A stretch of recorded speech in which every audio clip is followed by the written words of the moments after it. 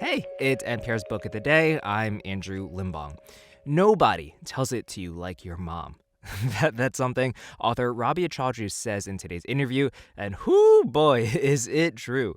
Her new memoir is titled Fatty Fatty Boom Boom, and it examines her relationship with food, eating, and body image issues. And a lot of it deals with her relationship with her mom, who, like a lot of moms I know, mine included, shout out to moms, can say just the right thing to needle you into a shame spiral.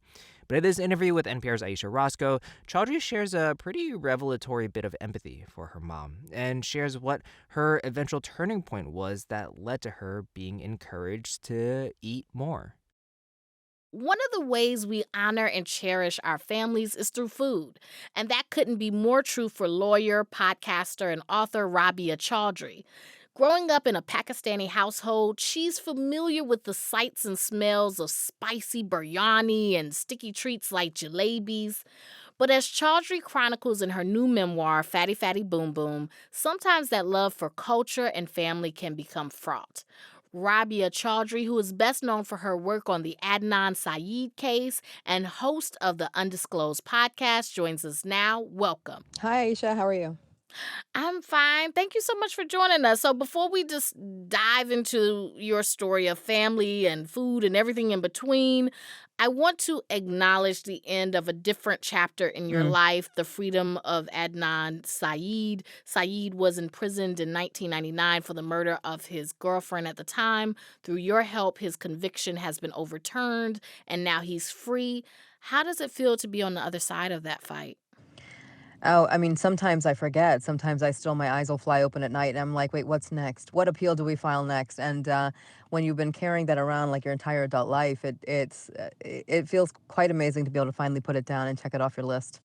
So tell me why, with your memoir, you wanted to tell the story of your life through the food that you grew up eating.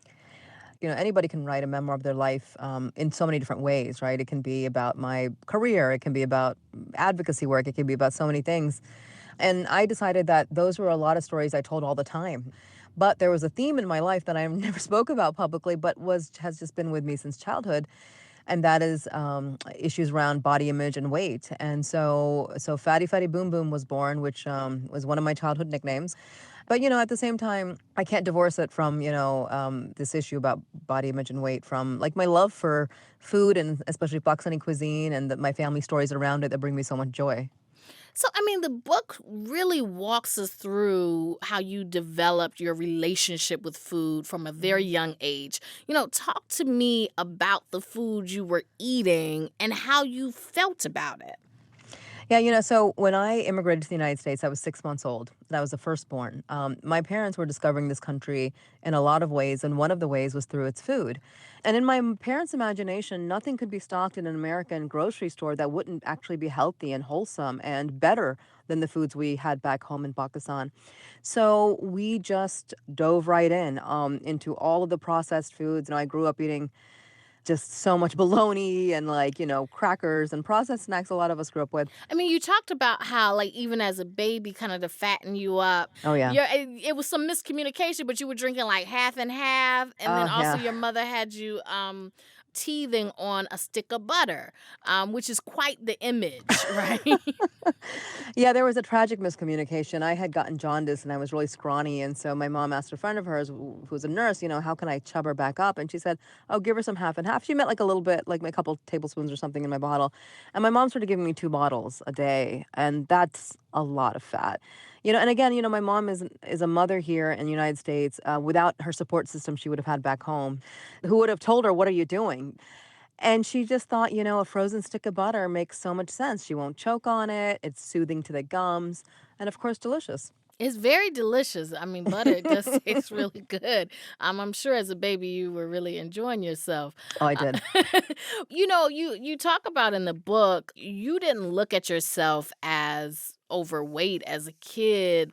Like, when did shame come in? Mm. I just didn't think it was a big deal, what I necessarily looked like or weighed. But I had so many other interests in my head. It wasn't until really my first marriage that it became top priority because I was constantly shamed in that marriage. by my ex, who was an abusive spouse, but also by his family that we lived with about my weight. And that's when I really internalized the shame and the self-loathing and hatred and all that stuff. And my relationship with food got really, really contentious. And because at that time you realized you were eating when no one was around. I would eat in secret, but even as I was eating, even when I was done, I would constantly feel like I was starving. And there was a different kind of emptiness that I was trying to fill for sure. We know how people who are overweight, fat people in this society are mistreated all the time. But, like, is there a difference when it comes to being within a Pakistani household, particularly for women? The real big concern in a South Asian household then, I mean, now it might not be as much, but at least then, was that will or will she not be able to get married? Like, Mhm. if you cannot get your daughter married, she has failed life, you have failed life, what is she going to do?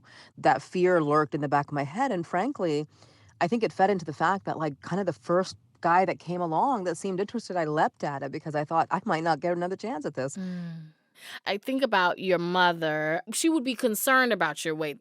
Like, how did, like, that relationship with your mother evolve when you think about weight and food and all of those issues? You know, when I started writing this book, I didn't realize that I was almost in a way kind of journaling about this issue, and I don't really journal, and it helped me connect so many dots, including understanding my mother's eating patterns. My mother, her entire life, including to this day, and she's in her 70s, won't eat with us as a family. She'll eat alone. And I was lucky enough to be able to interview her and my father, understanding how she grew up and why she would have done that. I noticed that I picked up obviously some of my mother's patterns throughout my life. At the same time, nobody tells it to you like your mom sometimes. And she read maybe the first 10 pages of this book and she put it down. And ever since then, she just refers to it as the book I wrote about her. Because Well, it is kinda about her, like, she plays a very big she role. does, she does. She's always been very blunt. She tells it like it is, for better or worse. And it seems a little unforgiving, but what I realized as I wrote this is that the reason it is because she is kind of unforgiving to herself too. Mm. You've done a lot of work to get where you are today. Do you feel like right now you're in a sustainable place and a safe place when it comes to food and weight and fitness?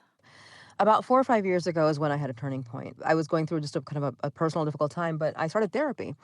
And that therapy itself didn't do it, but it just kind of came at the right time. And I started doing circuit training, like strength training. And I had never done that before because everybody told me I just had to run and run and run and do ellipticals and like cardio. And the strength training really changed my understanding of my body. I really felt like my body, like I was a failure on this front. Like my body didn't respond to anything. And strength training showed me I didn't even know what to do with my body. The thing about strength training is when I was doing it, my trainers were like, you need to eat more. And nobody had ever said that to me in my life. Because all I wanted to do as I started the strength training was get stronger and stronger. And my trainers were like, okay, well, eat some more dates and nuts and protein. And I was like, okay. And it all kind of just fell into place at that time. You know, when you say that you've gotten to this sustainable place and that you clicked when you did the strength training, is there anything that you have recognized through writing this book? Is there an epiphany? Like, oh, the light bulb? The idea of a goal weight or that number on a scale is just completely ridiculous. Like that number doesn't matter at all, because two people have the exact same weight, might have completely different body compositions. And so the idea of that number, us being held hostage by that number, I just don't care about that number anymore. So I don't have a goal weight anymore. I just have a goal, like way that I want to live. Rabia Chaudry is the author of Fatty Fatty Boom Boom. Thank you so much for being with us. Thank you so much, Aisha. I really appreciate it.